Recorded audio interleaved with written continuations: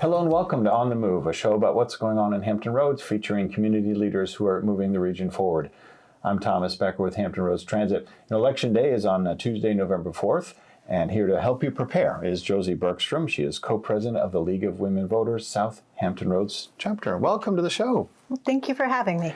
Now, we may be familiar with the League of Women Voters, but tell us more about specifically what you do in the South Hampton Roads chapter. We are, the League of Women Voters is a nonpartisan, grassroots nonprofit. We are dedicated to empowering voters and defending democracy. We are rigorously nonpartisan. We do not support parties or candidates, but we are political in that we research and study issues, and then we reach a position through consensus that we then advocate on. We provide tools and resources like Vote 411 to help people learn about voting, learn about what's on their ballot, find information about where they vote and how they vote, and then engage with the officials that they've elected. How has voter turnout generally been in Hampton Roads, and is there a difference between the cities?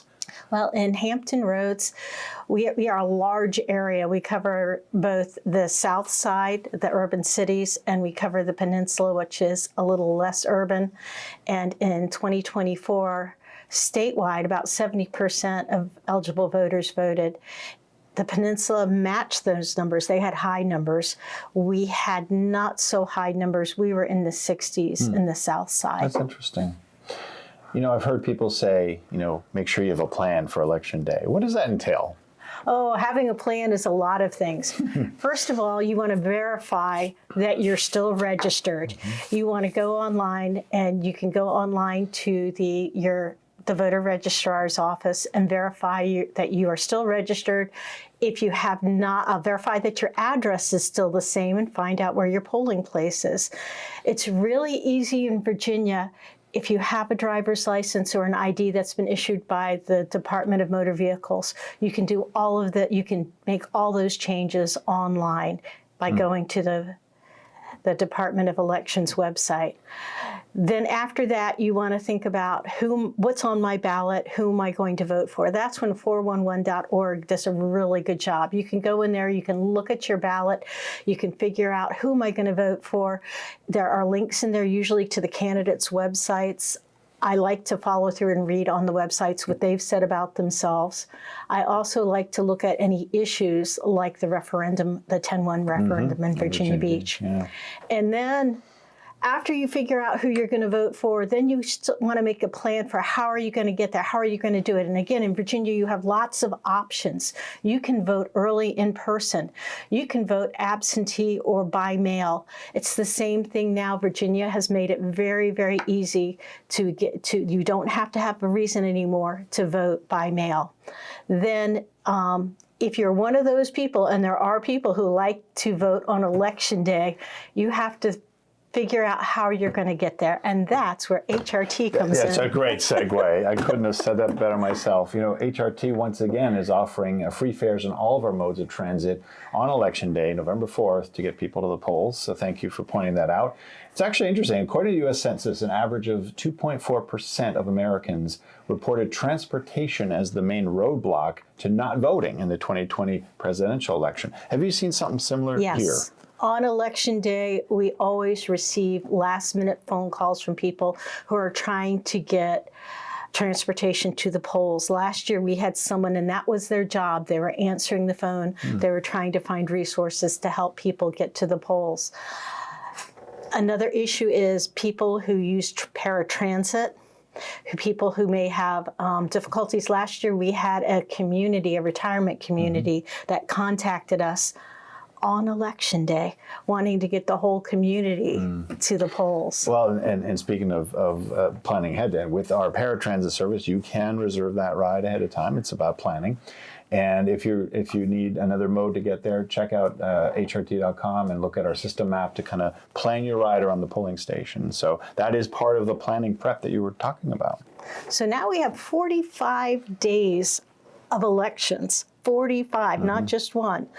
And it's hard for some people to get to the polls early, which would be so much better if they could get to the polls early.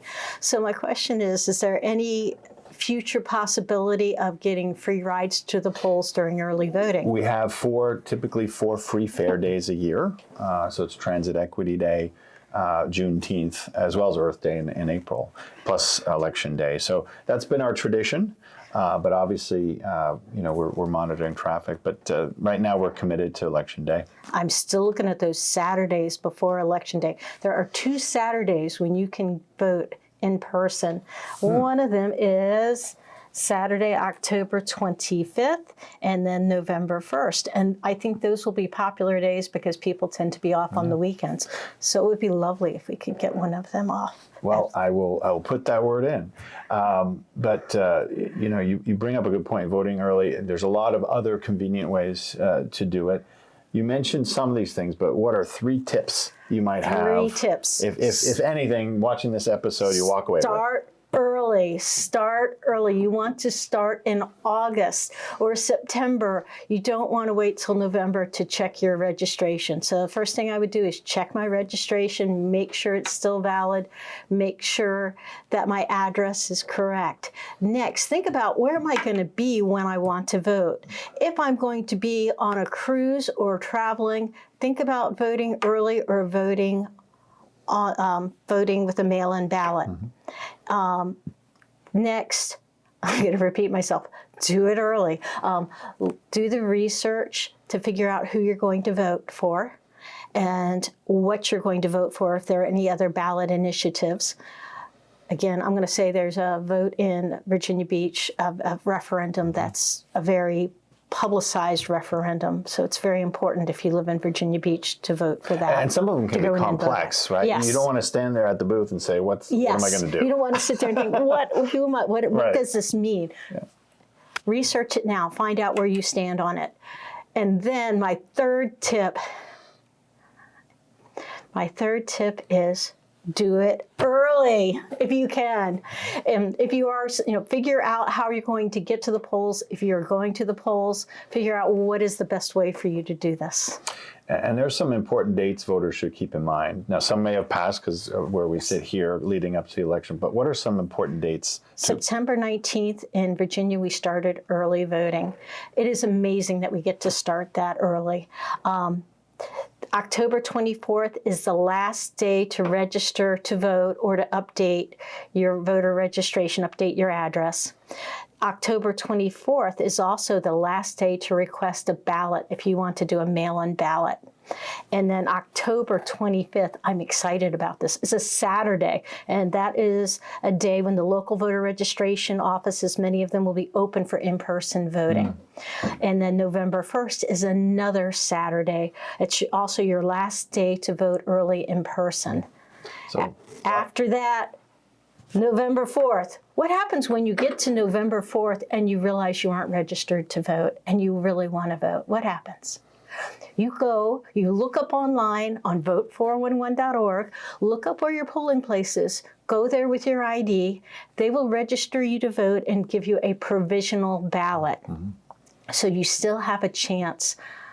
But I would not depend on my provisional ballot. I would always try to do everything early. Yeah, well, that's the theme today is plan your day, plan early, try to take care of your right early, as early as possible.